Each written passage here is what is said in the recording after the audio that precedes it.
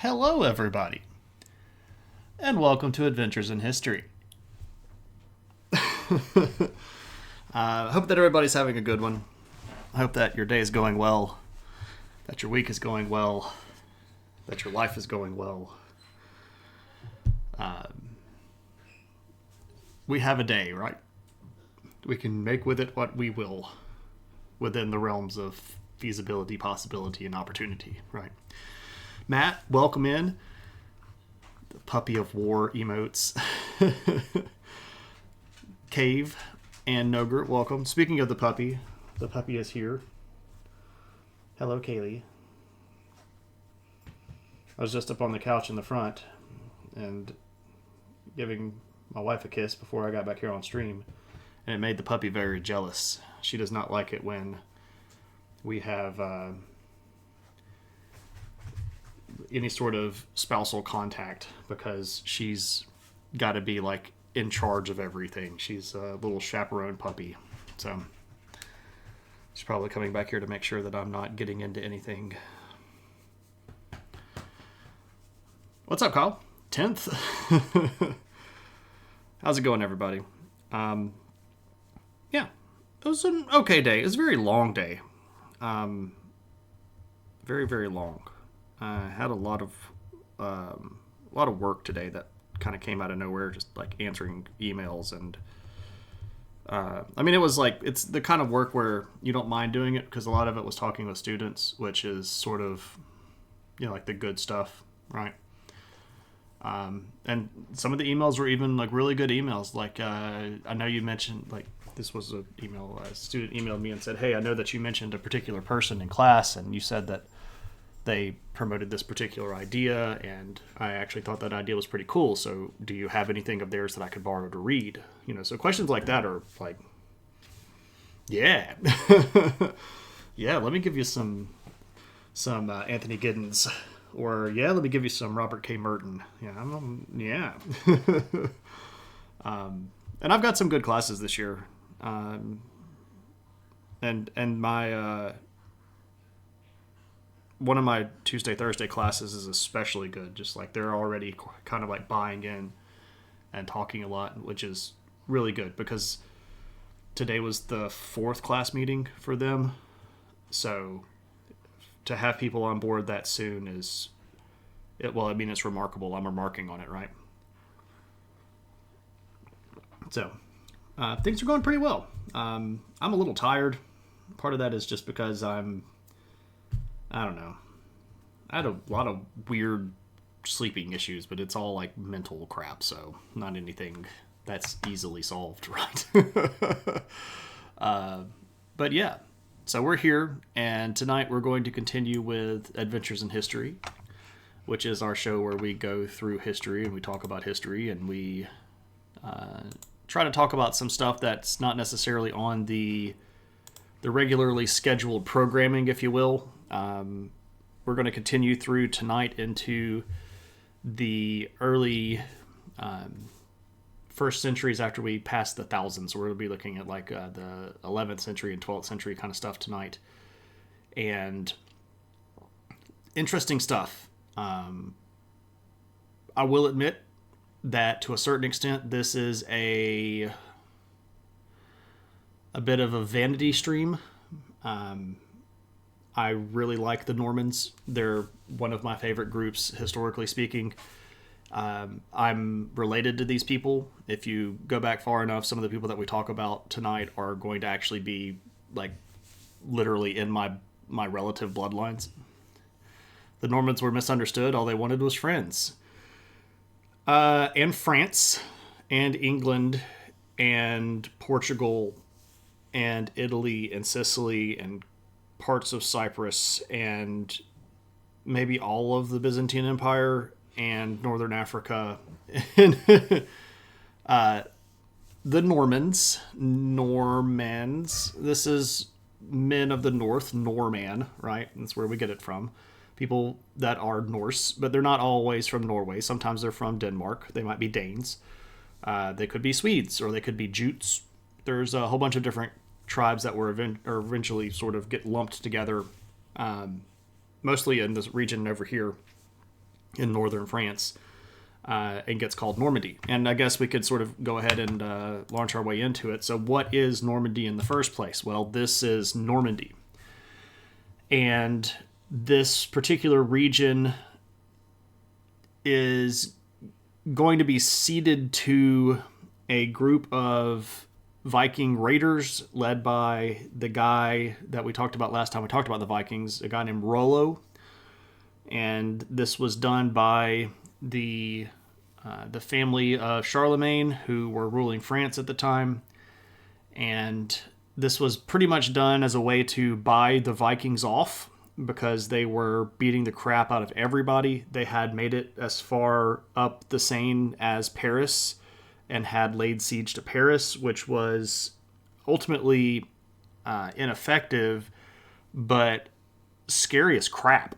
The average French peasant had no hope of fighting off a Viking warrior or a Dränger, depending on which language you want to use to call these people. But this particular part of France was given to the Vikings as a way to get them to hopefully settle down and start playing by the rules. So what's the difference then between a Viking and a Norman? And that's a fair question. And the distinction here is mostly going to be one of culture, because after the Vikings had started sort of planting roots in this northern part of France here, they're going to start blending more with Frankish culture. And this is going to start at the top. The Viking leadership under Rollo and then his descendants are going to start intermarrying with the French. In fact, one thing that's very important to point out here is that the leadership of the Vikings starts marrying into the French royal family and into the upper nobility of France as a whole. So that's a pretty big thing to remember, because it's going to come back into play in just a little bit. So other Vikings start settling down and marrying into the local French peasantry, and they're also going to start Christianizing. This is a bit of a question as to whether or not they were like actually Christianizing, or where they were just sort of getting dunked because it was what was expected.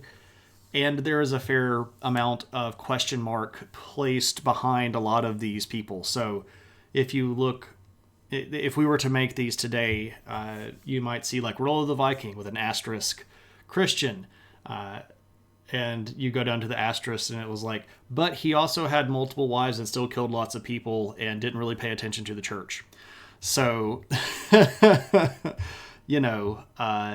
were they really good Christians? Not so much. And we'll talk about that a little bit more actually towards the end of the stream.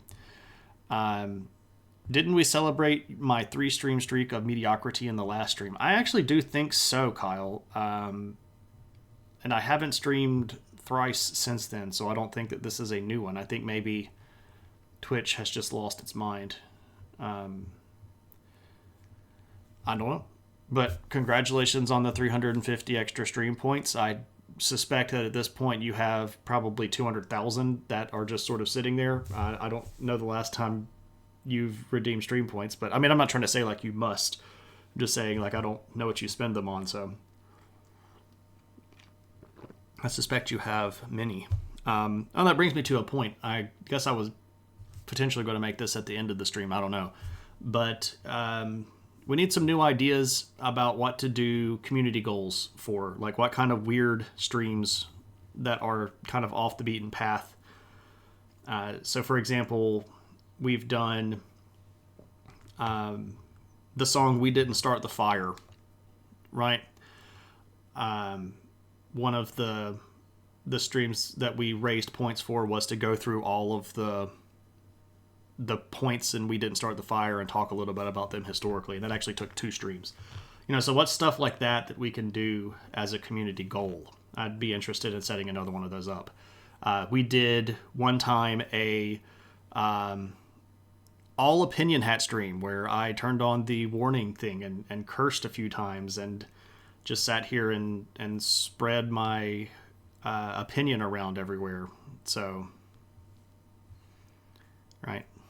I too have more than 6 stream points. What's up, Tad? Welcome in. Tad, I need to actually message you about that MG goof that you have. But later. Do the stream dressed in appropriate historical garb? See, that would be an issue because it would cost a lot of money to accurately portray a lot of this stuff. So that would probably need a stream point thing to go with it and a financial thing to go with it, because a lot of that stuff is pretty expensive. Also, hey, Viper, you came in and typed something and my brain read it and I didn't actually say hello. So, hey, my considered strategy to take control of the post-apocalyptic wasteland. I don't know if I'd want to give away that knowledge. That might be vital to my survival. But I guess if we're in the post-apocalyptic world, the internet's dead, so the VOD is gone, right?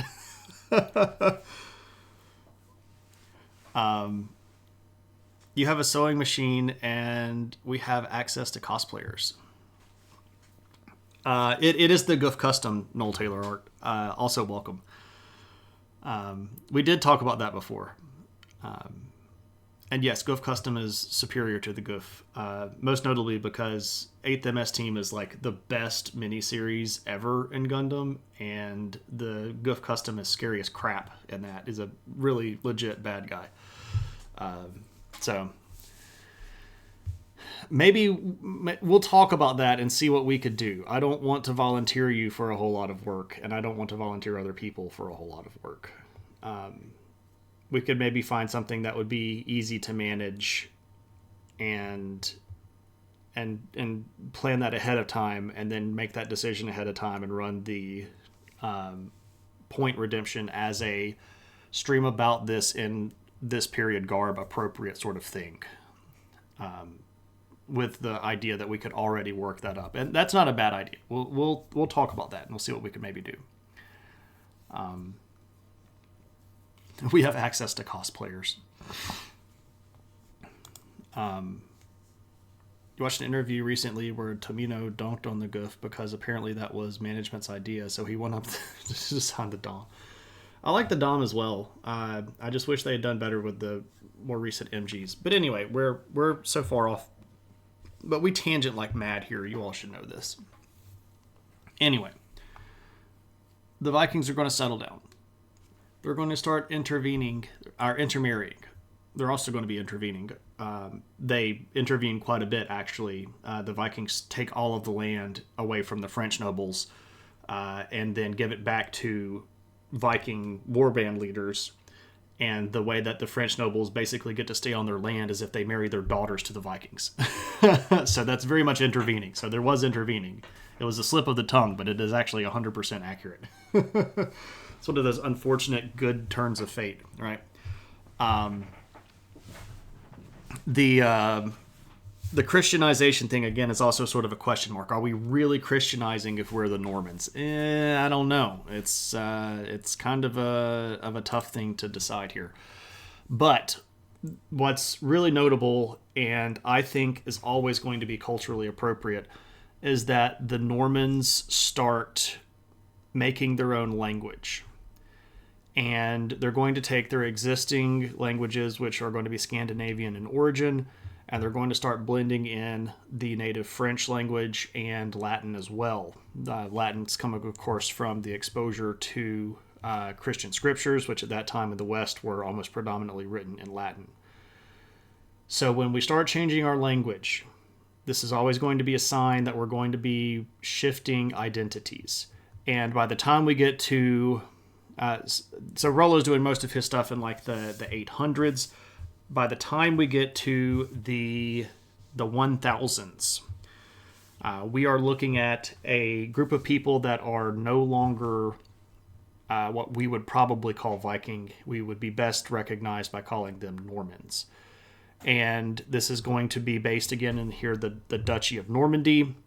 And they're not necessarily going to be excited about just staying there, because what ends up happening is that more and more people from the Scandinavian world, or even from the colonies of Viking people that were in Ireland or England, are going to end up coming to Normandy, and the population there is going to start expanding.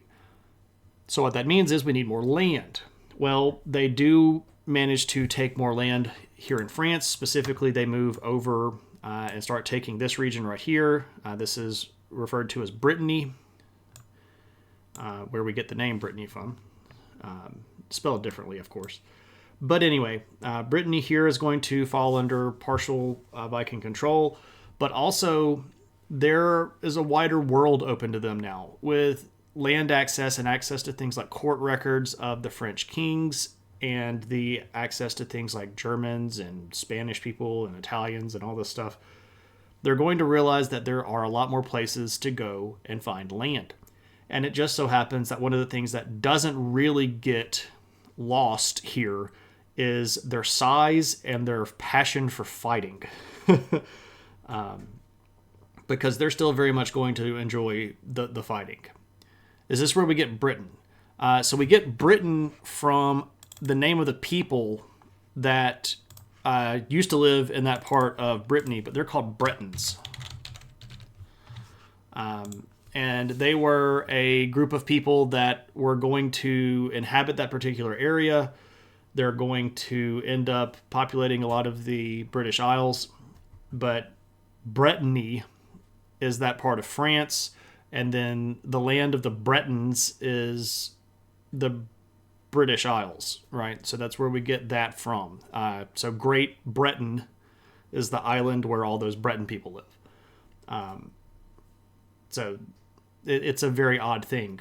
So why do we call it Great Britain and then the country's name is England? Well, there's another group called the Angles, where we get Angleland from. It's a complicated and messy overlap of a lot of different peoples that are moving around at around the same time. What era is Mont Saint Michel from? Okay, now that's a bit of a tricky question.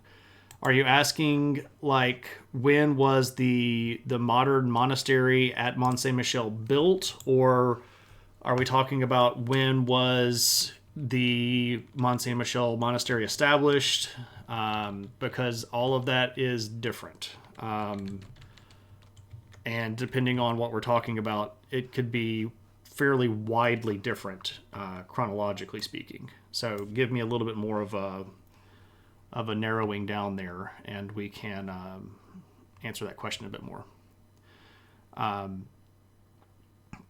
But it is in Normandy. So the Mont Saint Michel region is in Normandy. Well, I mean, it's an island. But it's one of these... Well, I mean, is it an island? It's a tidal island. It's only an island when the tide is up. Anyway, if you're asking, like... Well, I guess I could just talk about it. Like, there were a lot of people already on the island anyway. It used to be connected to the mainland way back in the day. Like, way back in the day. But there were religious things going on out there pretty far back in time. And the big thing that we know about, like the big sort of castle / wall and big thing like that, is mostly going to be built after this time period, around the late 11th or 12th centuries when they're going to start that. But like the really big stuff, like the big walls and all of that stuff, is going to be pretty later than that, even like the late 1300s, early 1400s.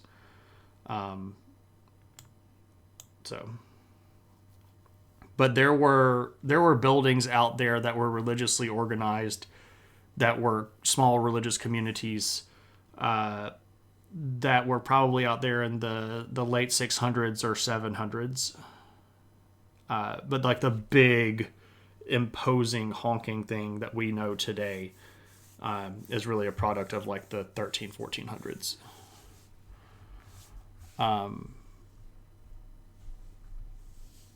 Aloha, Frank. Or could he do the stream dressed in inappropriate historical garb? No, we won't do a TOS threatening stream. What's up, KP? And Lumpy, how's it going? You have a trouble with a Breton at work. Dude even has the black and white flag. Wow, that's holding on to heritage, right? Bless you. Hope everybody's doing well. Thanks for coming by. Anyway, so why is my map? Oh, there we go. Okay. That's for a second there. I thought my map was frozen. So the Normans are going to start expanding, and this is going to start happening pretty early in the 1000s. They had already started traveling around in the 900s, but by the time we get to the thousands, stuff really has to kind of make or break. There needs to be a change. There needs to be something going on because things are just moving too fast. Enter this guy. This guy is William the Conqueror, and we see three guys here. This guy sitting here in the middle with the sword is William the Conqueror. This guy's his brother Odo, and this is his brother Robert, or Rotbert. But yeah, this is King William. Well, I mean, he's king eventually. At this particular point in history, when we first start talking about him around 1035, he's just Duke Robert. He is the Duke of Normandy, but because of his connection with the French royal family and because of strategic intermarriages that his family had made with nobility, our buddy William has a claim to the crown of England. And it just so happens that the King of England just died.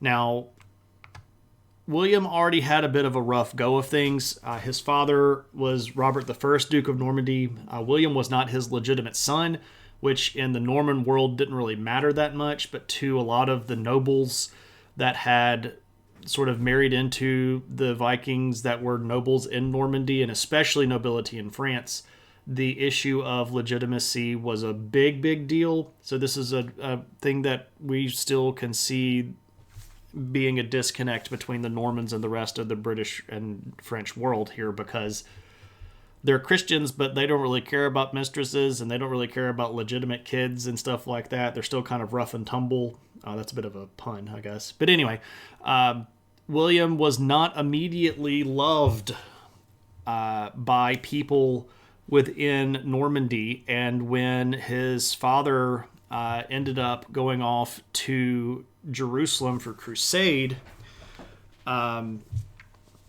he ends up leaving William in charge, but William then has to sort of fight to maintain his position as Duke. But when the king in England dies, William makes his claim. William says, I should be king of England. Bring back Rotbert. Just start naming our children Rotbert. If we were to directly translate Rotbert today, we would put a TH into it. So it would be more like Rothbert, is probably how we would pronounce that. But the TH makes a T sound in the particular dialect that they're using. This is also where we get the Thames River, but it's spelled THAMES. Because that TH gets sort of clipped off as just a T sound. So just because I'm big on etymology, and do I get to use thorn? Torn, maybe, but thorn is a different word. From a different linguistic origin. Language is crazy, and English is a messed up language. Very, very messed up. Anyway, William decides, I'm teaching you stuff about your own country.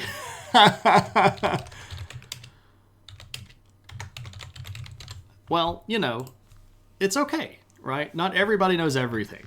And I don't know everything about your country, and that's okay. I mean, I don't know everything about America. That's fine. Um, if there's something that's important that I need to know, I just go learn it. And I appreciate everybody coming out to listen to me talk because, maybe you'll learn something along the way, right? There we go. Anyway, so William makes his claim and says, I should be king of England. Well, the nobles in England don't like that idea at all. The nobles in England had a really long history of hating anybody from Scandinavia. This had started back with the first Viking raids, which targeted places in England. This had continued to many of their kings being killed by Vikings. Mercia and Essex and Sussex and Wessex and Northumbria, these countries basically had to fight tooth and nail against Vikings and ended up losing out to some of the Danes under a guy named Canute. Then you have, the whole Alfred thing. And anyway, they don't like the idea of anybody that wasn't really from their sort of idea of what England should be making a claim to the throne. So the English nobility are going to meet and they're going to go, look, is anybody really interested in honoring William's claim? And some people were, just to be clear, because some of the people that were still nobles in England had ancestry that went back to more Scandinavian people that may have been even tangentially related to the Viking part of William. But they were few and far between, and they were definitely outnumbered. So what ends up happening is they elect their own king. And they elect this guy, who looks very strapping. It doesn't look like a cat at all. Definitely not King Cat. This, by the way, is Harold Godwin. Harold was a king because he got elected king, and his claim to the throne came through kind of a cousin line. He was kind of tangentially related to the royal family. Bow to King Cat. Harold Rex. Woo! So Harold gets crowned king in glory. So the people chose him and he becomes king. He's got the holy hand grenade. Right, this is, of course, his claim to fame. Right? If you threaten him, he can, of course, blow you up with the holy hand grenade. Though this would be substantially far after King Arthur would have been alive if we go with the oldest versions of Arthur's story. So it could be that his holy hand grenade pictured here is actually written backwards in time into the Arthurian legend. Of course, all of this is nonsense and garbage, assuming he knows how to count to 3. There's a fair question about whether or not Harold knew how to write. But, literacy in the ancient world, not very wide and very common. So William gets told, no, we don't want you to be our king. What's really interesting here, though, is that William's claim to the throne was actually stronger by blood than Harold's was. So William takes offense to this. He got very upset. And so what is he going to do? Well, he puts together an army. And he sails over to England, and he decides that he's just going to take England. And that sounds kind of bad. You're always shocked streamers assume I know how to read. Noger, you literally stream reading, so if you don't know how to read, you are faking it better than anyone I've literally ever seen in my life. And if that's the case, kudos.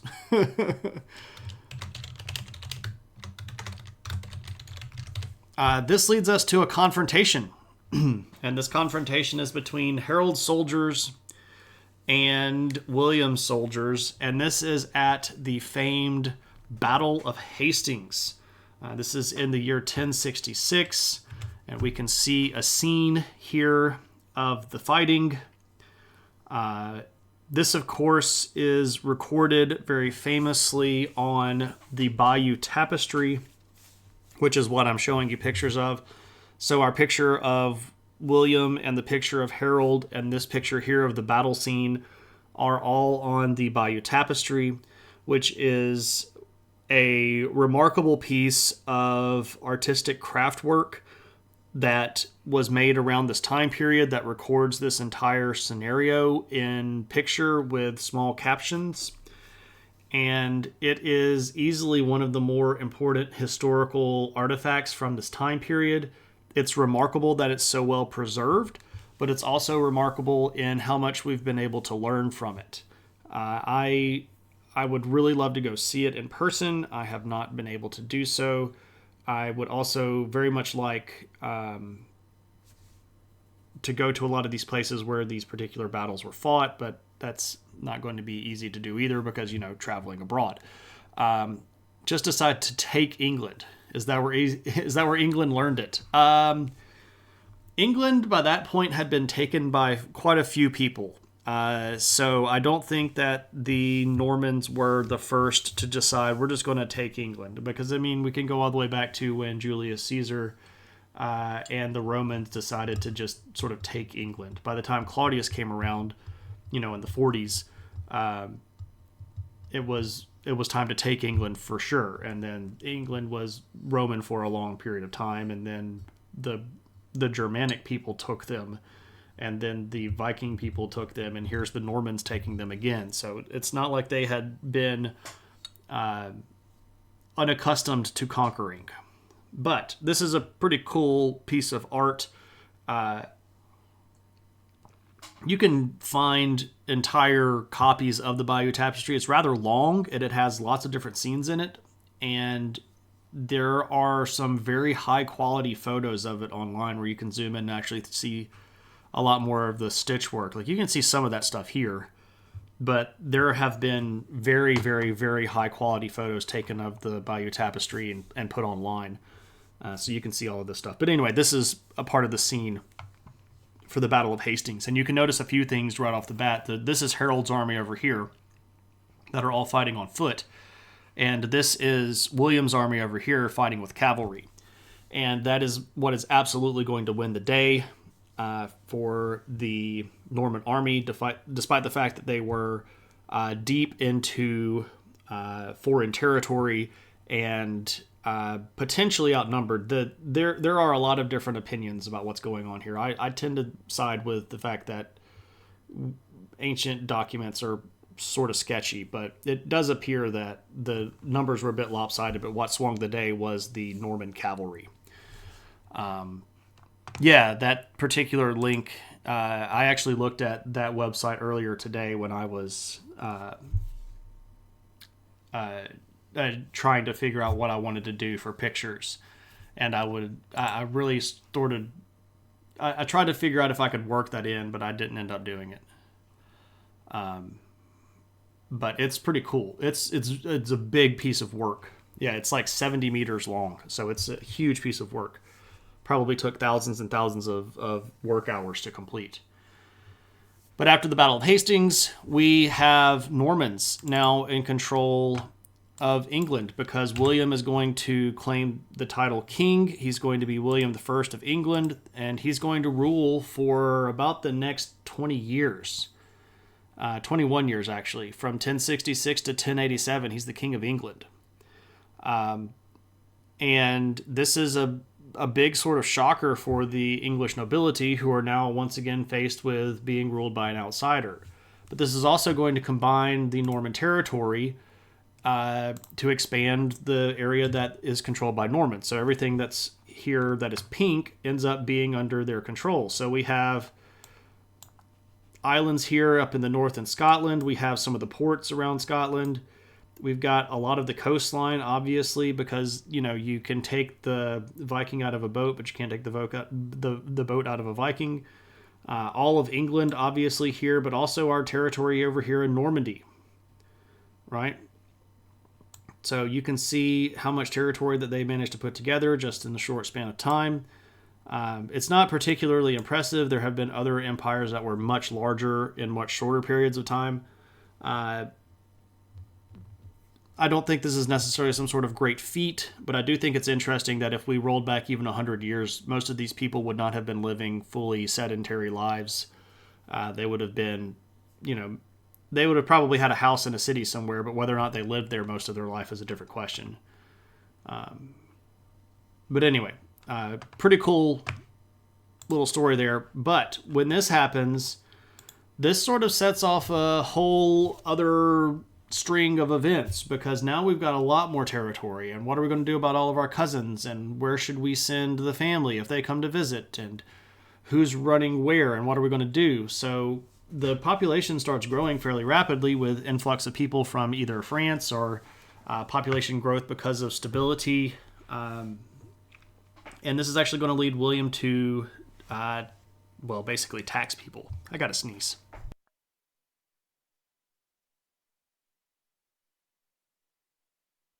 Because what do you do if you're a government and your population is growing and you want to make sure that you're getting enough taxes? Well, you tax the crap out of them, but you also want to make sure that you're taxing them accurately, which is when William's going to call for the Doomsday Book to be written. And this sounds like really kind of crazy, scary stuff, but it's actually just a big census.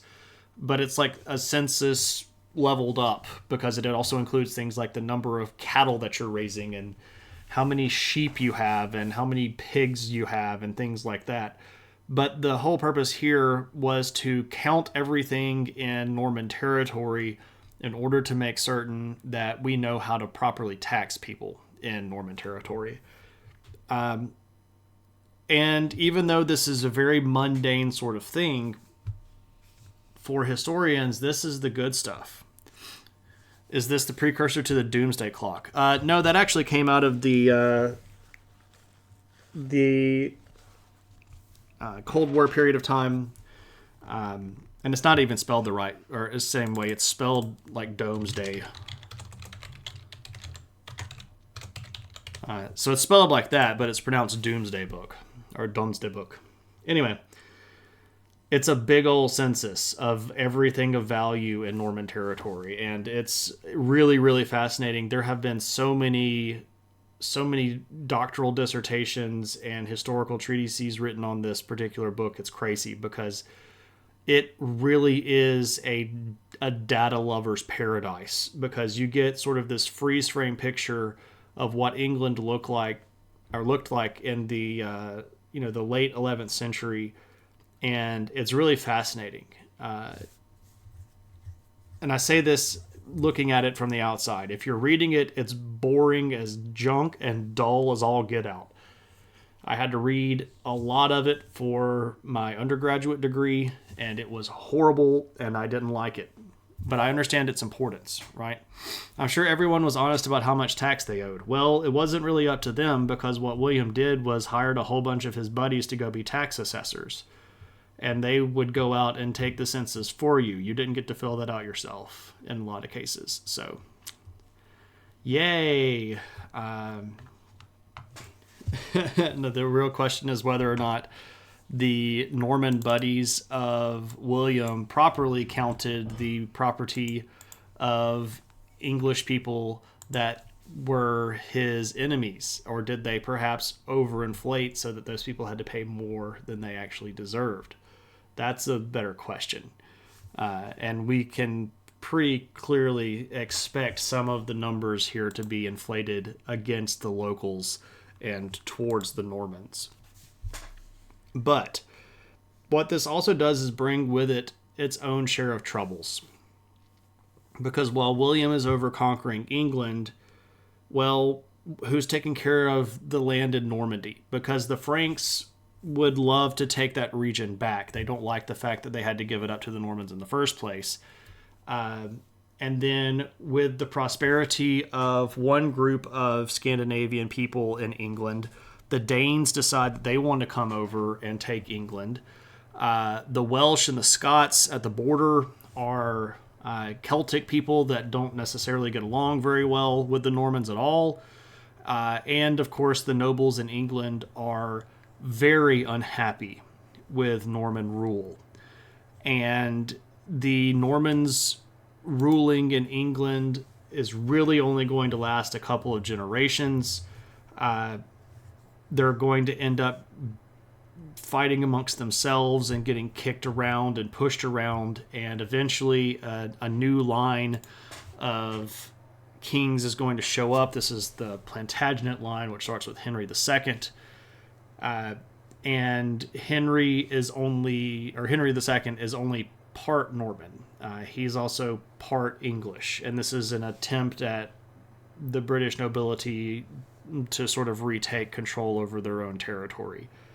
But that doesn't mean that they give up the claims to the land in Normandy. This is going to be a perpetual issue for hundreds and hundreds of years between the French and the English over who controls Normandy. And the Normans themselves are going to get involved because it's sworn to them. And then there are all of these cross alliances where wars are fought between England and France, and the Normans are in the middle, and some Normans are on one side and some Normans on the other side. But anyway, this is a big messy situation that leads into other big things like the 100 Years' War, right? Which we've covered in a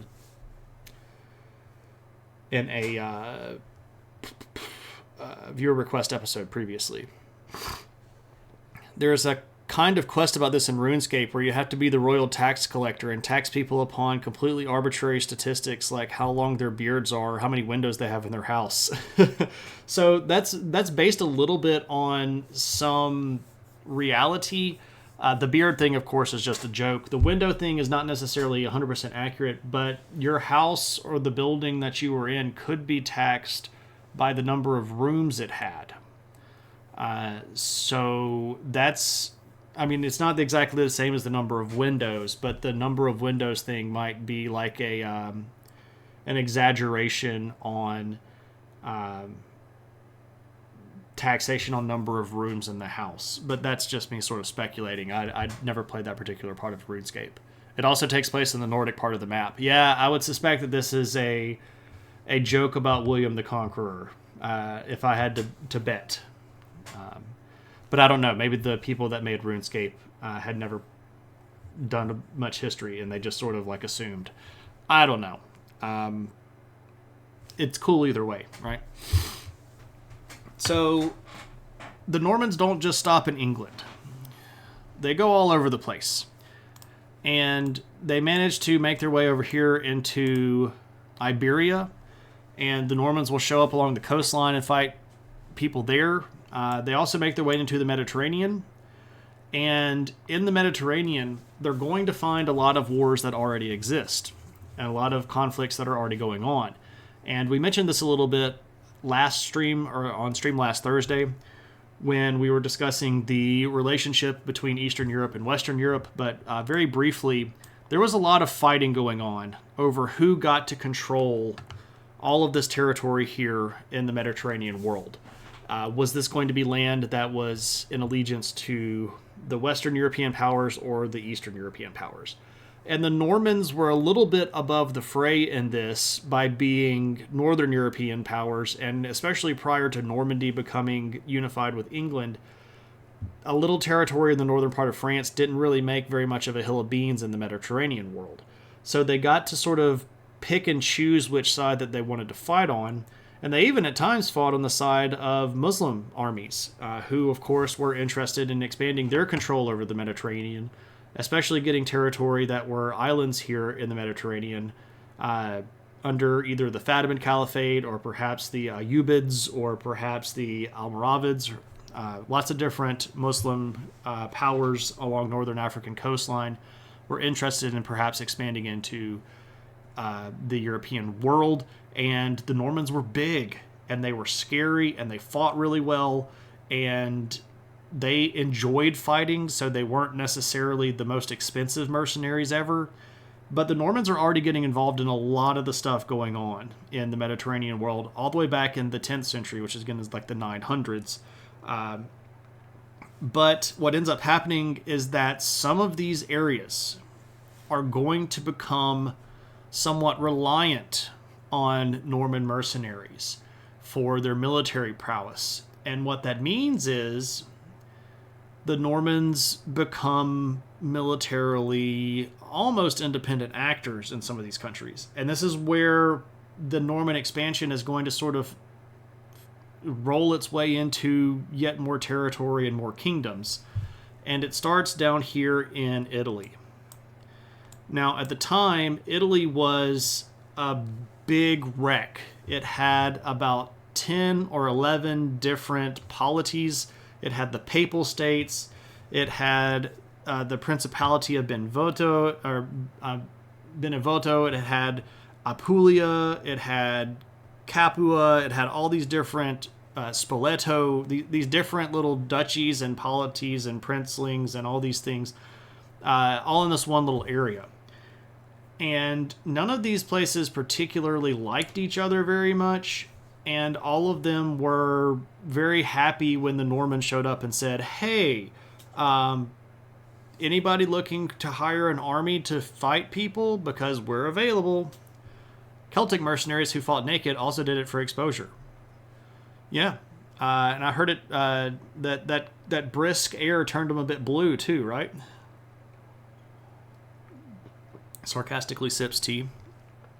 What language was unified in Italy at that time? Lumpy, there wasn't a real unified language. There wasn't what we would probably call an Italian language that was unified. They spoke Latin. They spoke Greek in some of these areas. They would speak some languages that had been heavily influenced by a group of barbarians called the Lombards.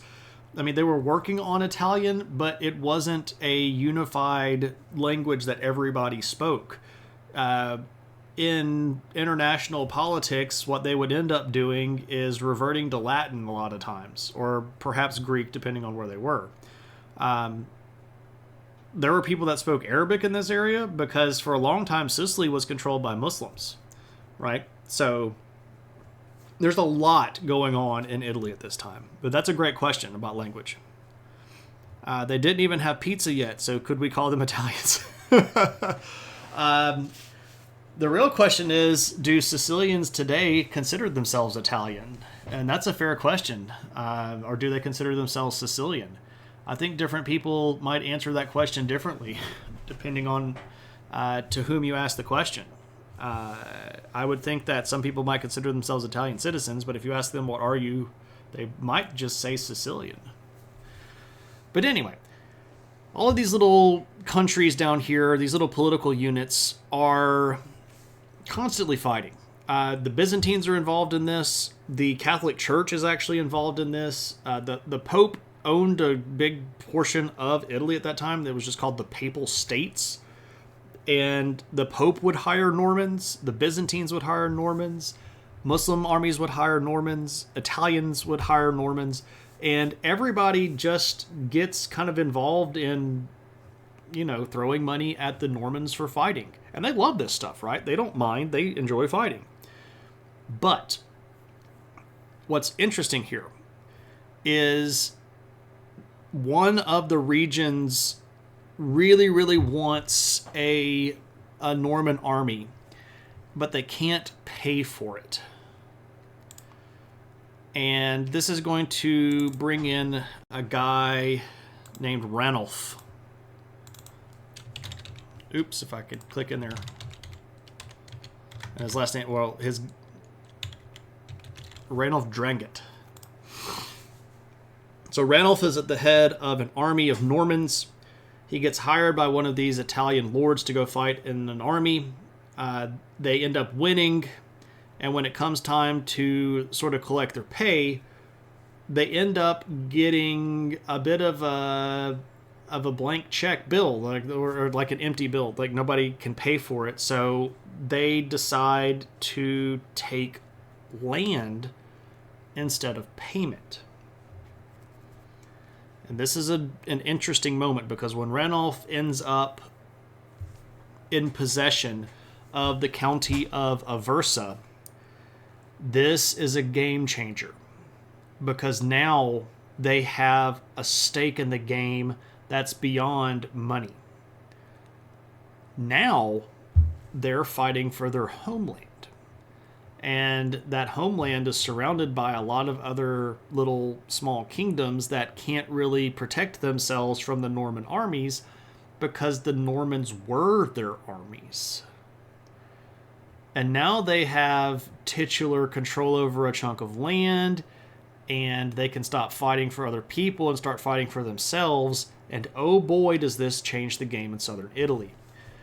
It doesn't take more than about 20 years. So Ranulph gets the county of Aversa in Italy in 1030.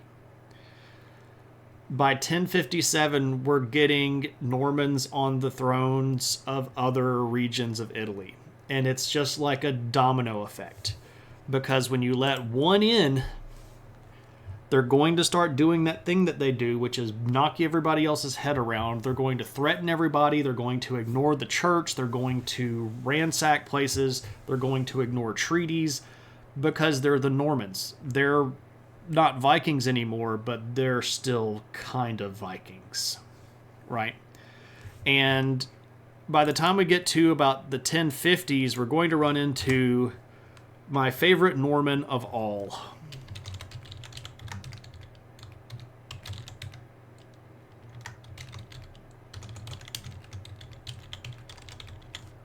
This guy's name is Robert Guiscard de Hauteville. Did they talk with their hands aggressively too? Like this? Is that what I do? Do I talk aggressively with my hands? Oh, are you talking about the Italians talking aggressively with their hands? I don't know. Based on the name, he was a fancy man. Well, kinda. You wish you could afford a Norman army. You know, if they were still around... plus, these Normans must have come quite experienced warriors at that point. 100%. With all of that fighting, these guys were one of the most elite military forces in the world. So when they turn their minds on conquering more territory, who's going to stop them? Those people that were just hiring them to protect their land? Nah. Why are you going to pay me when I can just take it from you? Right?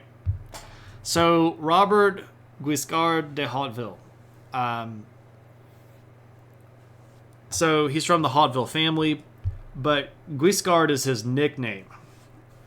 And there is a little bit of a debate about how to properly translate Guiscard. This comes from the Latin, but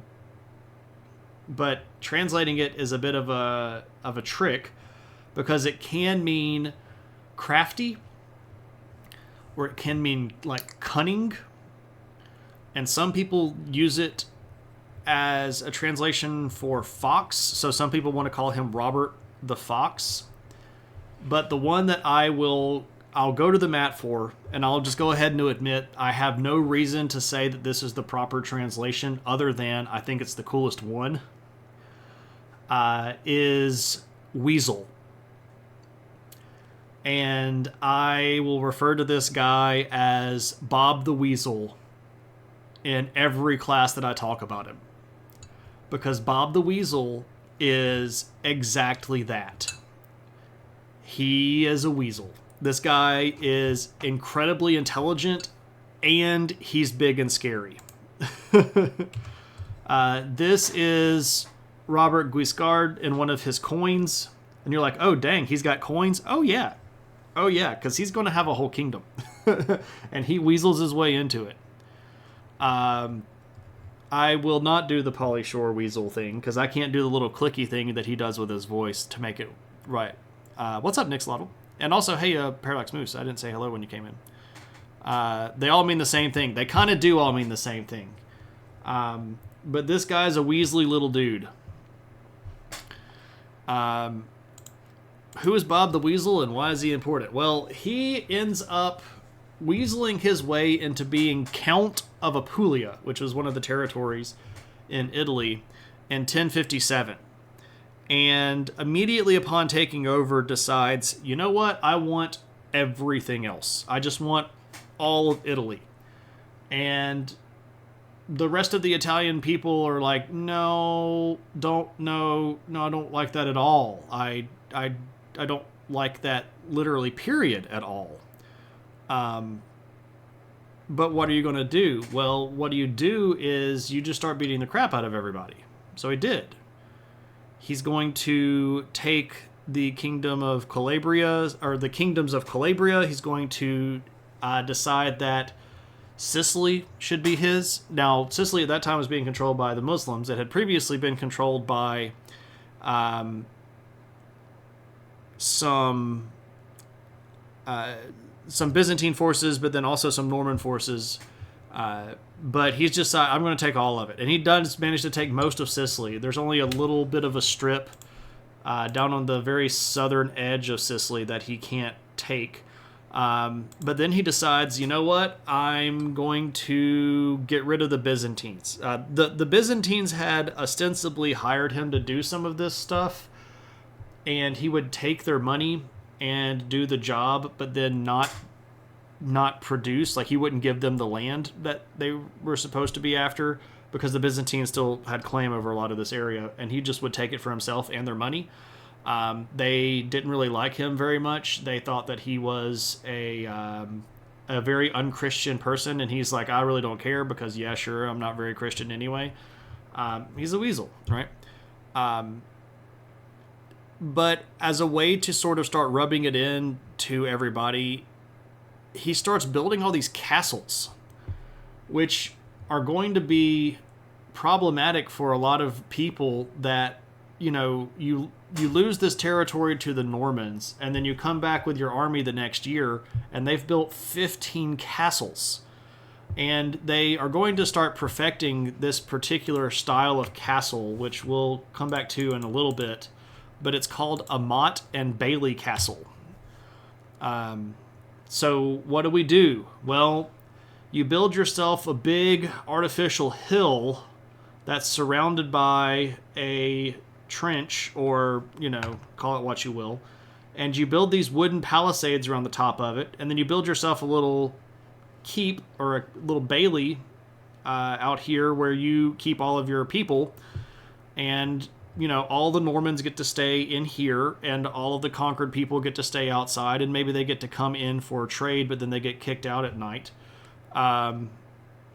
Well, you know, it's not necessarily the world's best looking castle, but let's remember, the people that are defending this castle are the best warriors in the region. So you show back up with your army that you scrapped together from the scraps of your remaining military potential, and you show up to fight the best army, and they're behind all of these walls, and they're on top of these hills with fortified keeps at the top that were made out of usually stone. You're not going to dislodge these people from this area, and Guiscard knows this. Like, he's doing this on purpose, very much to hold onto this land permanently. This is also the way that a small group of people successfully manages to pacify a larger group of people, because the Normans were almost always outnumbered. But when you put them together, they made a fighting force that nobody really could match. So how do you make sure that your people are safe long enough if they need to form up? You build yourself, you know, defensive fortifications, and you keep everybody behind the walls until things get squirrely. And then if somebody attacks, you hunker down, and everybody else gets together, shows up, destroys the attempted, ransackers of your Motte and Bailey castle, and then you come back out and you go kill all of them. But this is also where we get the title for the stream tonight, Hit Me With Your Best Motte. This is incredibly successful stuff here. I've been on one. Oh, that's cool. Causeway Coastal Motte and Bailey's. Have you been to that one? That one that's in the picture there? What is that? Caraquin Motte? Or Caraquin Motte? Do you say the long O? Or do you say the short O? In our version of English, we would say Motte. But I don't know if they say Motte. This is also where we get the English word moat. Motte? Okay, cool. Simply the best around, never gonna... Yeah. Right. That's pretty cool.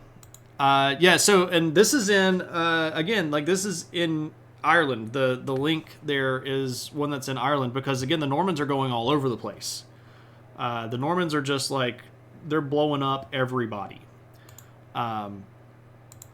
So Guiscard is going to take over most of the heel and the toe of the boot. He's going to take over most of Sicily. He's going to completely, at one point, decide to run the Byzantines out of Italy. I just don't want the Byzantines around. So he manages to run them all the way out of Italy. And then, of course, the Byzantines at that point are really hacked off at him. So he says, okay, Byzantines, how about this? I'm just going to invade Greece. And then we'll see who is really excited about whom. So he invades Greece and wins battles over there and is making the Byzantines sweat bullets. But he ends up getting tempted back to the west because the Pope at the time, this guy named Gregory VII, is in really deep doo-doo and needs a buddy and has agreed to recognize Richard as a fancy friend of the Pope if he shows back up. So he ends up abandoning his invasion of the Balkan Peninsula and going back to Rome to save the Pope from some armies there. In the process of going back to Rome, he ends up losing a lot of the territory that he had conquered in Greece. But this guy is like a pretty big deal. He ends up controlling everything from like, well, I can show you because I've got a map. Here. So we can see where he started here in Apulia, right? And then he takes Calabria. He takes this again from the Byzantines, and he's taken this from the Lombard princes. He was at one point the Prince of Benevento, but ends up giving that title back up. He takes over Salerno. He takes over Sicily, and he's basically got everything from like the ankle of the boot down and Sicily, and invades over here and takes territory over here for a little while. This from a guy that really didn't have any business being in charge, except for the fact that he was, powerful. And if you see right here, this tiny little piece of territory right here, the County of Aversa, this little strip is where it all started. Like, this is the amount of land that it took to give to the Normans so that the Italians ended up losing all of this. It's like, we gave you a backyard and you turned this into the entire street. It's always kind of funny to me how fast this all just sort of goes down here for the Italians when the Normans really decide to start taking land. Because it's just funny. It's just funny to me. And they also have these great nicknames. So, like, other than William Guiscard, or I'm sorry, Robert Guiscard, Bob the Weasel, there's also William Iron Arm. This was such a great nickname. He ends up marching on Rome. No, that wasn't him. That was Richard Dringett. Richard Dringett. It was Robert Ranulph's son is Richard. And anyway, all these people, they're fighting. They're constantly scaring the crap out of people, and they're taking over territory. Give a Norman a cookie, right? Exactly. Give a Norman a county is actually a great book that I should make as a joke and sell to the history nerd community that would appreciate that. And because I'm stealing Norger's idea, I now have to split the profits of that book with him 50-50. Copyright Shane/Noger Enterprises, or Noger Shano Enterprises. However you want to title that. Anyway. So, lots of land, lots of taking over. They also get involved in the Crusades. We talked about them last time when we were talking about the Crusade stuff going on with them fighting in the Byzantine world. They contributed to the distrust between the East and the West, them invading Byzantine land and only stopping to go save the Pope is a further wedge driving between the East and the West.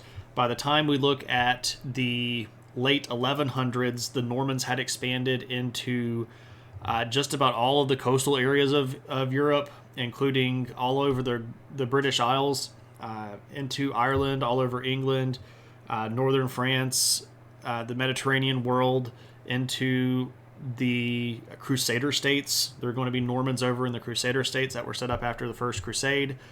These people are everywhere. They just sort of spread like the plague, but they're a plague of strapping, tall guys with big, heavy cavalry that could run you through with one go. They're kind of cool. I don't know. They're just with a cute little Bob Guiscard. Yeah, that's it. Like if you. And he's the character that, well, I mean, it'd be better off if it was Ranulph, but I get what you're saying. Like, we could call him Ranulph, but draw him like a weasel, and it would be like a double layer meaning. Anyway, we need to hire an artist for this. So, what sort of things are happening here when we talk about the Normans overall? What are they bringing to the table? What are they doing to change the game? Well, one of the things that they're bringing with them is this concept of heavy cavalry. Right? We can see them riding here, and they're on horseback. They have big shields, they have helmets, and they have mail. And this mail is going up into a coif that goes over their head. It's long-sleeved, and it goes all the way down to the knee. And while that doesn't look as impressive as some of the later plate, this is where it starts. Putting a mostly armored individual on horseback is a big, big deal. That mail was absolutely heavy. This is where we get heavy cavalry from. There's a bit of a question about how much armor they may have put actually on the horse. Some people say that they have armor on the horse. Other times they don't actually put armor on the horse. They might just put trappings or stuff like that. We do see some of that stuff even here in the Bayeux Tapestry. But we're seeing them fight with lance. We're seeing them fight with sword and with bow.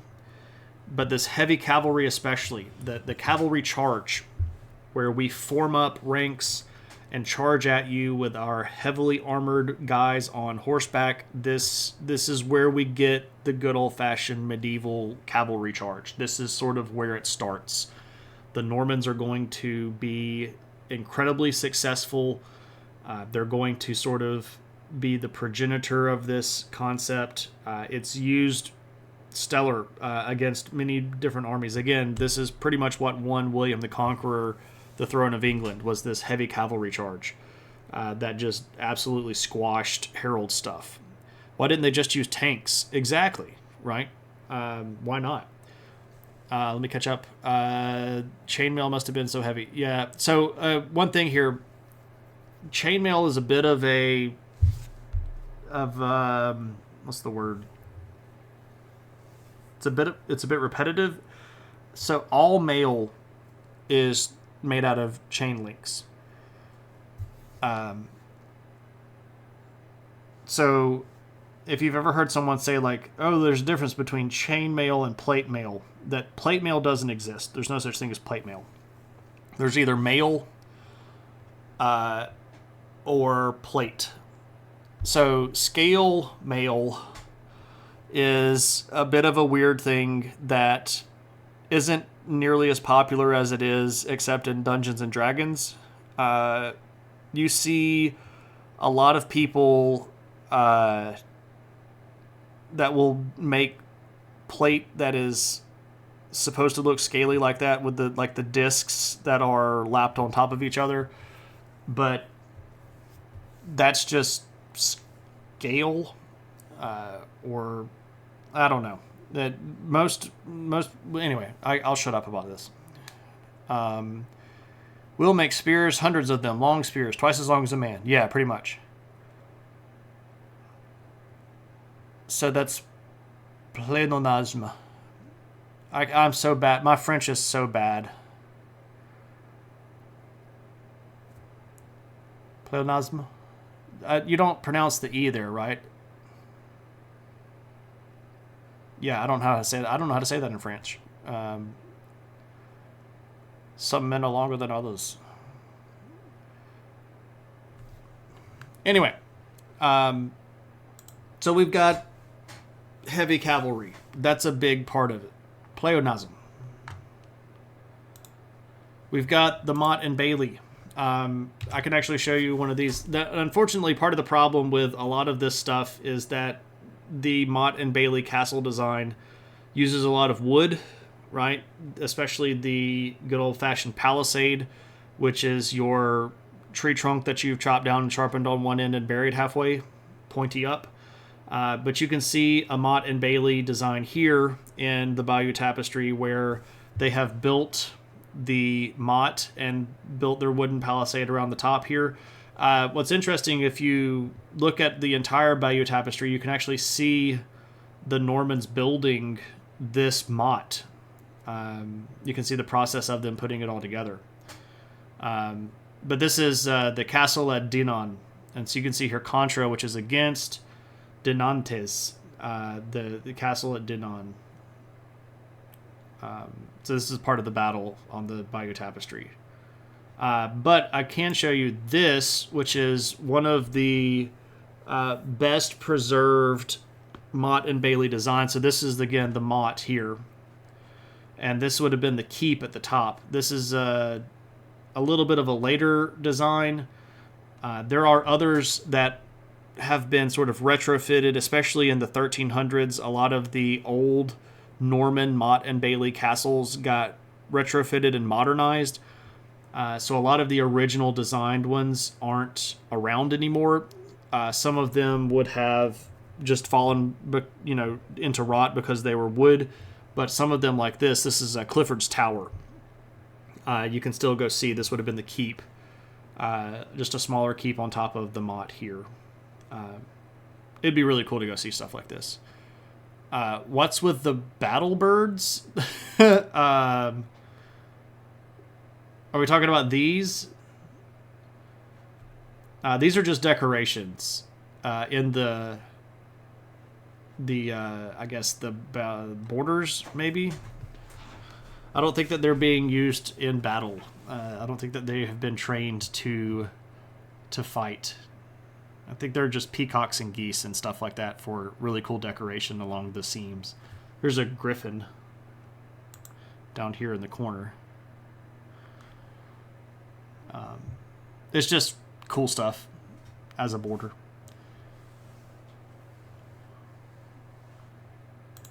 But again, these Motte and Bailey castles are everywhere. They get spread all over the place. This is going to prove how important even small fortified positions can be.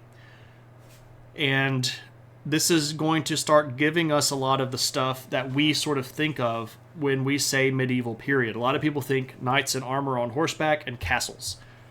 A lot of those ideas start with the Normans, and a lot of those ideas get established as legitimate long-term concepts of what this period looked like because the Normans were so successful using those that other people started copying those ideas, and because other people started copying them, it meant that it gets ingrained in the psyche, right? This is sort of a non-negotiable concept, right? If you play Dungeons and Dragons and you don't run into somebody wearing armor and you don't go into any sort of castle kind of thing, are you even playing Dungeons and Dragons, right? Would they have developed heavy cavalry from the idea of cataphracts? Oh, that's a great question. There's not really any sort of evidence that they would have known what a cataphract was. That would have probably been so far back in history that they would not have known anything about cataphracts. So cataphract is an old version of heavy horse that was popular back during the Persian era, when they were running around with heavy horse and beating the crap out of people. They probably would not have known who those people were. That the likelihood of them knowing that is pretty low. I don't want to say it's a 0% chance because, again, okay, well, let me Let me think this for just a second.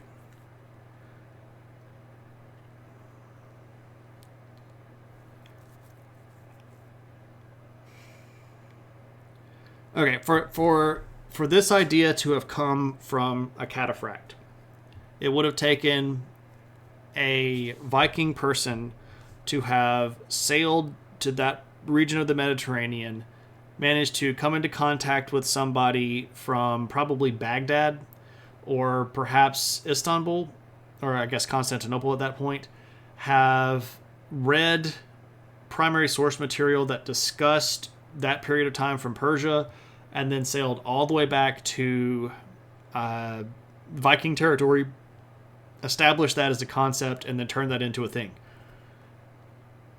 There's a possibility that that happened because we do know that the Vikings were everywhere. We do know that they had dealings with both Constantinople and the Muslim world. We do know that several of them were quite good at reading. We do know that some of them were very good at idea exchange. I don't think it's likely, but I can't say for certain with 100% surety that it's not. I don't think that it is, though. It feels wrong in my gut, and I don't think that the timeline is particularly accommodating for that to happen. And I don't think that the rapidness of the use would have been doable given the window of time that's available. But it's fair enough to point out, though, that putting a armored person on back of a horse isn't necessarily the world's most unique idea. So it's fair to say that they may have just come up with the idea themselves, right? Did they scribble their names on Hagia Sophia like they did in Rome? I think that what you're talking about is actually in Hagia Sophia. Are you talking about the Viking graffiti that's on the banister in Hagia Sophia? If so, yes. And if somebody wants to redeem the adventure hat, I will show you a picture of it, because I've got pictures of it.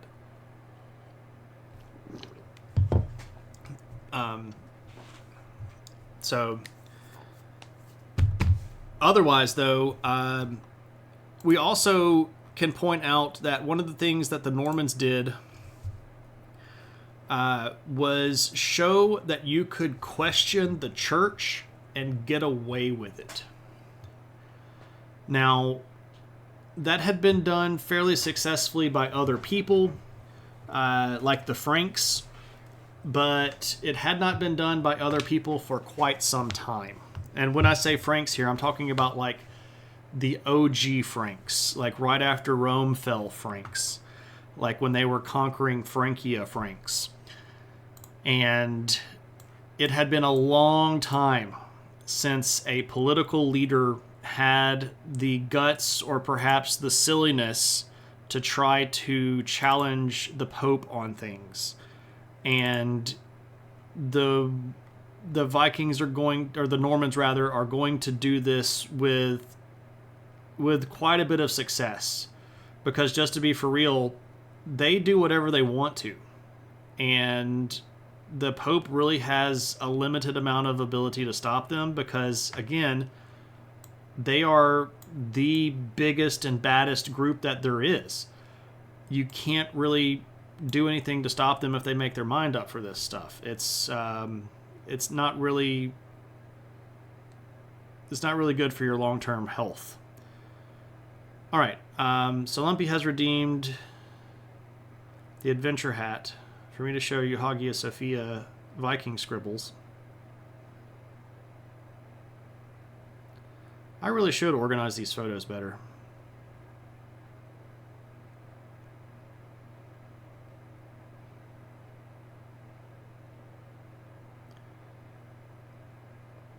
Do do do do do do do do do do do do do.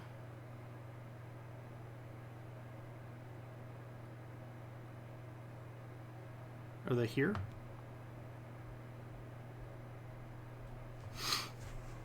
Wow, I shouldn't have boasted so broadly that I could do this. Because now I'm having trouble finding the photos.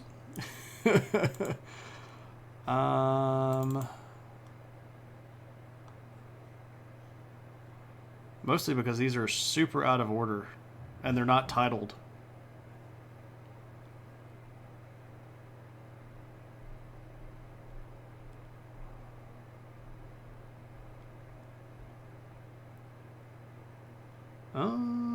Let me do this. Let me do this. I think I did this. Give me just a second. This is the part of the stream where Shane scrambles around and tries to look for photos that he took. Welcome everybody to the part of the stream where Shane scrambles around and tries to look at photos that he took.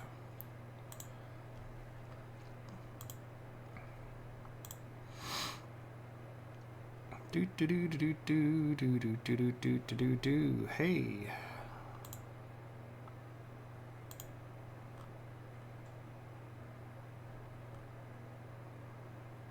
Ah, here we are. All right. So, I shall put on the adventure hat.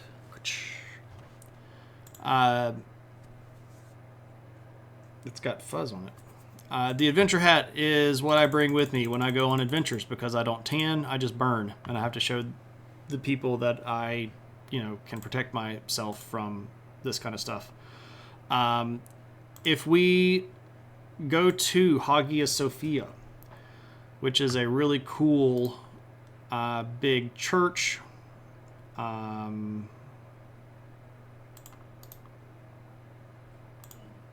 me just do it this way. Can I do it that way? Yeah.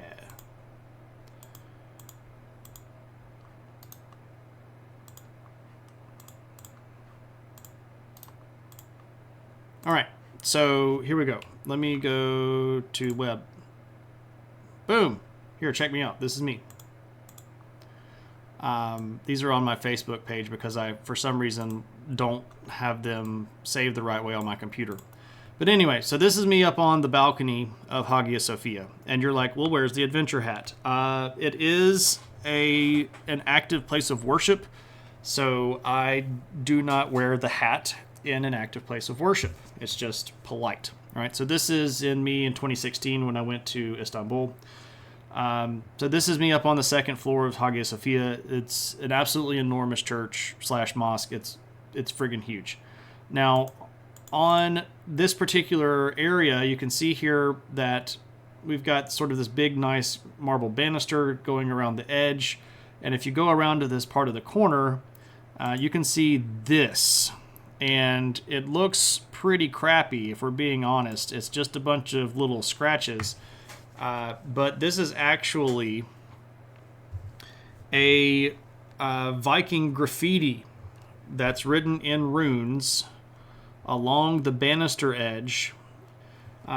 The Vikings in question were likely Varangians or part of the Varangian Guard. This was a group of Vikings that were hired by the Byzantine Emperor to be his bodyguard.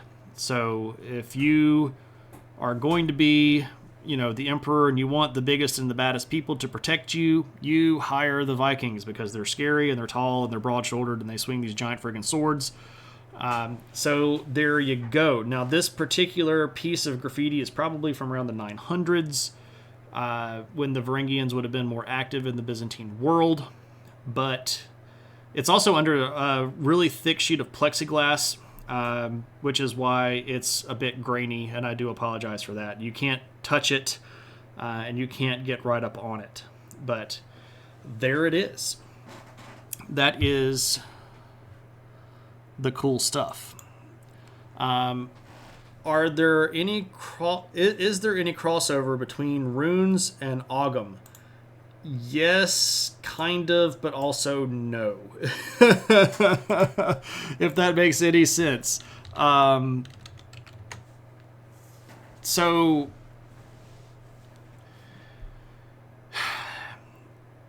the way that the Ogham is used on along the base to sort of make lines on a line to do things, that's similar in practice. And it does seem sort of like at some times they are recording the same kinds of things. So like if you find a big Ogham stone in Celtic language that's recording stuff, it might be like, this person at this time did this thing, or this guy did that thing, and da da da da. But if we go over to the same period of time in Scandinavia, we see big stones with runes that are also very kind of thin and have a lot of, sort of just lines coming off of vertical line kind of thing. Is that the same thing? No, and it isn't. It's basically the same kind of idea, and it does the same sort of thing. And if we go far enough back, could we say that the Celtic people that were doing that may have had contact with the original people that would have moved through the region of Northern Europe and into Scandinavia? So maybe they had this practice before they split, but I don't know. So yes, there's similarity because they do the same sort of things and they're formed in a lot of the same sort of ways, but are they directly related, as in one is from the other or one is directly based on the other? That's probably not something that we can definitely say. Probably not. Probably not. But and again, this is one of those things where it's like, how much can we definitely know? Probably not. Probably not. Probably not. But anyway, this is, again, so there you go. Lumpy, I hope that was worthy of the redemption. So respectful of you not to wear a hat when people are worshiping you. No. Please do not assume that what I meant there was people worshiping me. No. No. No.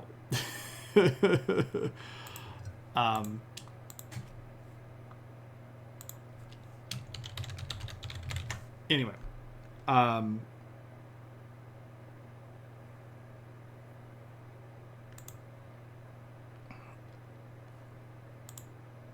It's a crossover. Do we know what the graffiti says? Yeah, it basically says like Halfdan was here. Halfdan being like half Dane. Halfdan. Halfdan was here. So it's, good old fashioned graffiti, right? Waits patiently for the adverts. Oh, Lopta, sorry about the adverts. You said it was an active place. Yeah, whatever. I get what you're doing right there. Knew it? That's the root of your last name? Interesting. Lopta says, I found a really nice Norman arch in Chepstow. Quite possibly. I love that graffiti discourse has remained. Yeah, exactly. That the I was here. So it's just kind of funny,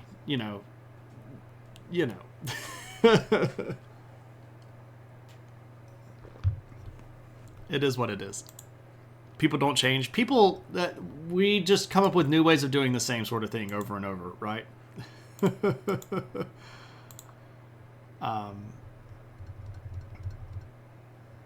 Anyway, so to sum all of that stuff up, we invented heavy cavalry. Not invented heavy cavalry. We reintroduced heavy cavalry to Europe. We started building a whole bunch of castles and proving the value of even small fortified positions. And we told the church to go shove it when it was appropriate. And this is basically your good old-fashioned medieval world, right? These are the people that are going to sort of be the typecast exemplars of our experience when we think about medieval Europe, right? If it said that, I wouldn't be surprised either. Yeah, if it was a picture of that, I wouldn't be surprised either, right? Nick's also, hey, Nick Slottle. So that's all about the Normans that I had planned.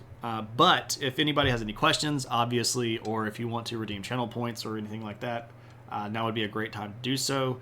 Otherwise, I'll start looking for a place for us to go raid so that we can show some love to some other people. I do really like the Normans, and I'm obviously a bit biased towards them because they're sort of literally my people. But you know what we got to do. What's in the news? How far into the Wales did the Normans go? Not very far. I mean, they went around the edges, and they did quite a bit of expansion into the territory along the side. They definitely got everything in the English side of things. They made some forays into there. Wales has always sort of been its own little thing, though. They'd never really decided we're going to conquer all of Wales. But causing trouble along the border and causing trouble along the coastline, pretty common. Nix, is there something specifically that you wanted me to talk about in the news, or did you just want me to sort of pick something in general? And while we're waiting on that, I will call the puppy for Matt.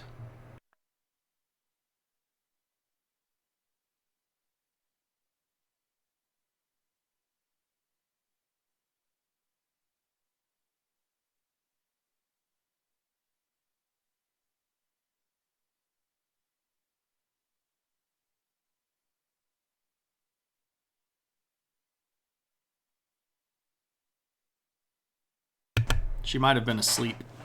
She typically goes to sleep when I stream because she doesn't like the fact that I'm not paying attention to her sometimes. But I do hear her coming. Oh, yes, here she is. I know she's got the chicken. So let's go to the puppy cam. Hey, come here.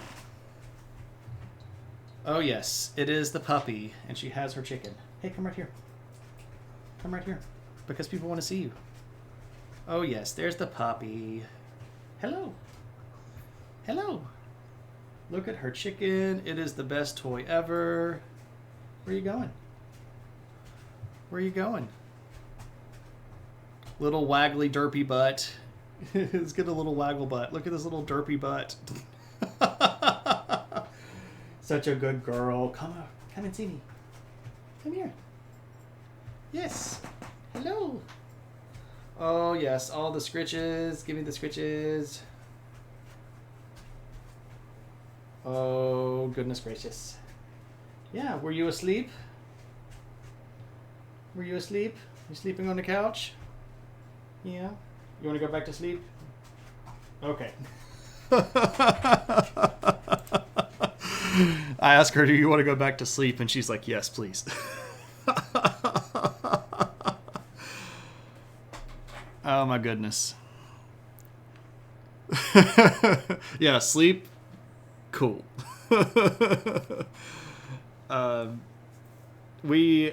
Before I got on stream, she got a little wound up, and we did some battle and some chasing, and she got real pooped out.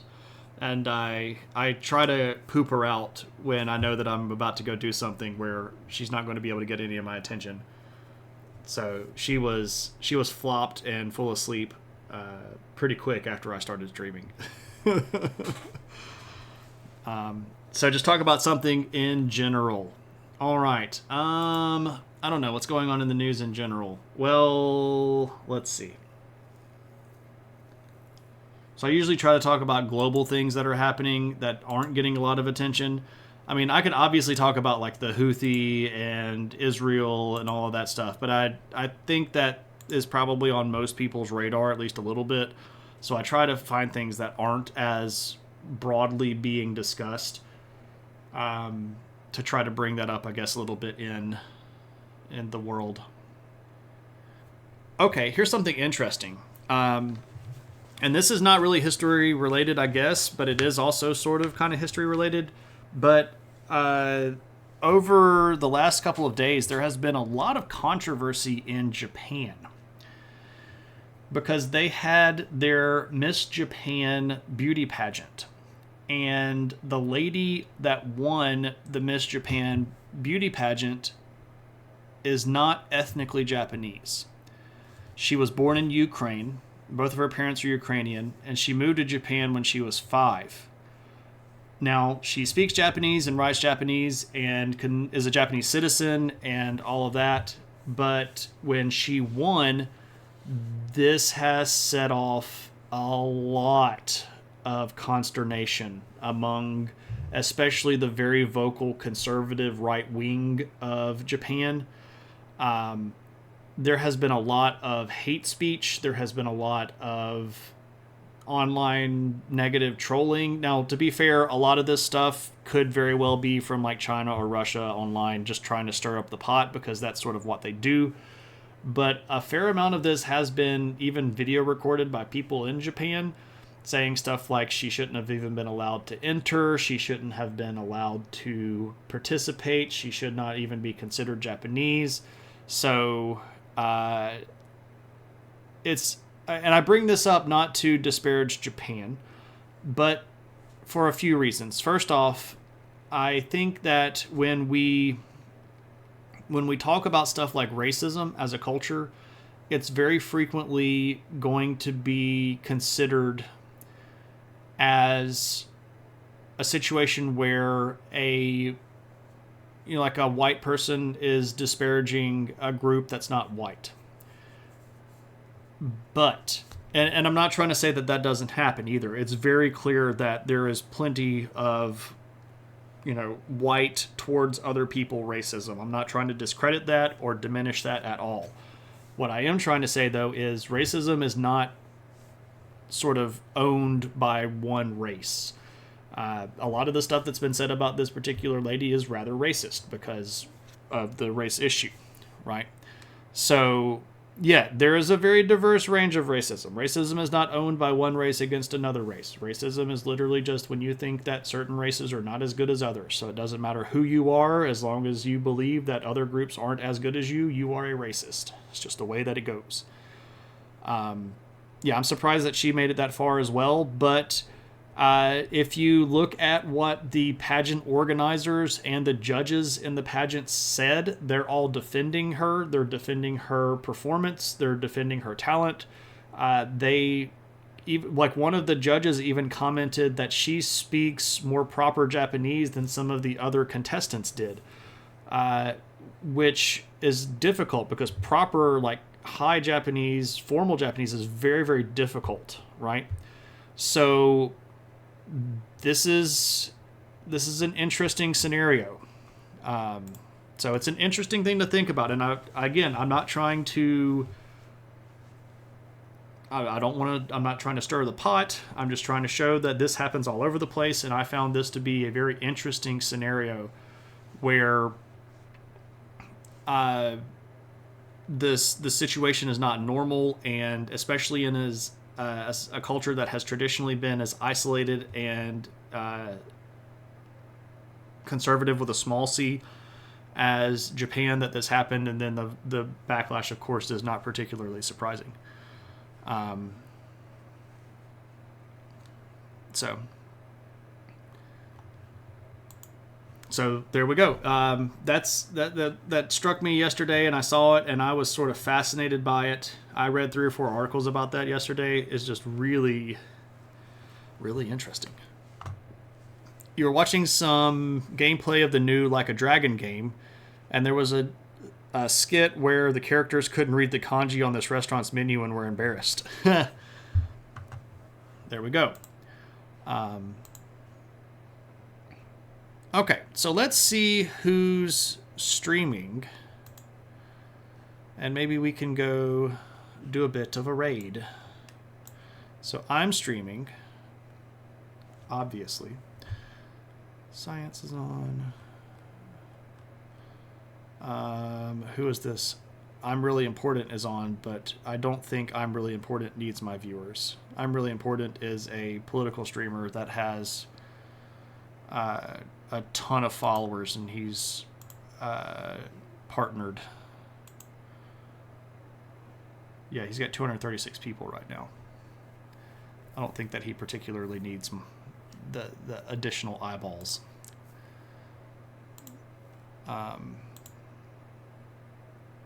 You need to ponder many orbs. You are under threat of jury duty all week, but never actually asked to go into jury duty. Interesting. Interesting. I have been on the threat of jury duty before and run into that same situation where I've never actually had to go do the thing. Homozygote is on. We raided him just a couple of weeks ago, though. I try to spread the raids around. I don't like always dropping the raids in the same place. Who is this? And are you still streaming? No, they are not still streaming anymore. So what I'm doing right now is I'm looking at the Knowledge Fellowship, which is a group that I'm in, to see if any of the fellow Knowledge Fellowship members are streaming.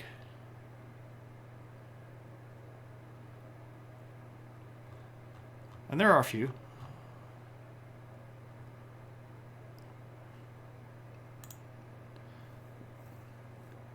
On Thursday last week, we raided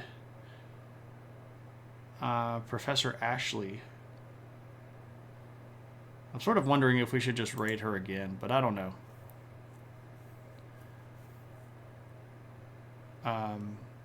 Moose, that's a fairly accurate description from what I've experienced personally. I don't know, maybe we'll go raid somebody that we know.